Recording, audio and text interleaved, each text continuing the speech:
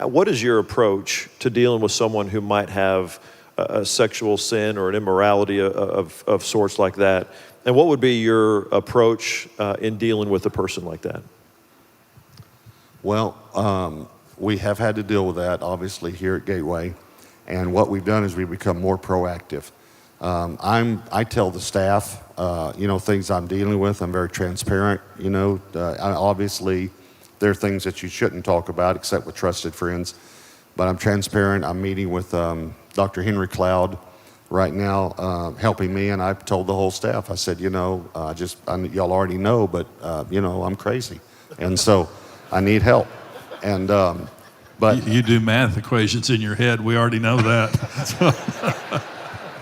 Yeah. So, but what I try to let the staff know is you're crazy too. I mean, you just don't know it, but you're crazy too. In some area, you're crazy, and you need help too. And so I want you to get help. I want you to ask for help. So we have on staff people you can go talk to that would not be your overseer about a problem you're having. And we tell them, if you'll bring it to light during the battle and struggle, we'll help you. But if it's brought to light or you bring it to light when you've already done something that disqualifies you, we're still going to help you, but you won't be able to stay because you're disqualified. Then you couldn't stay in ministry. And it's better for you not to be in ministry at that point. You do need to work on your family or your marriage. But we're constantly saying, tell us before. Tell us. I mean, you say, yeah, well, what do you mean before? I mean, if you're looking at pornography on the internet, tell us.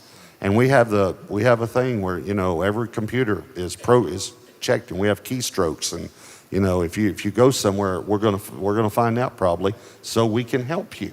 Because I'd much rather come to you and say, hey, you're looking at pornography, let's talk about it, let's get you in some counseling, than your wife come and say, my husband committed adultery. I'd much rather catch it soon. So we do everything we can to have an open environment that you can talk about it and not be penalized, but you can be helped. One of the things in our eldership a while back that we talked about, about half elders are on staff, about half are not on staff.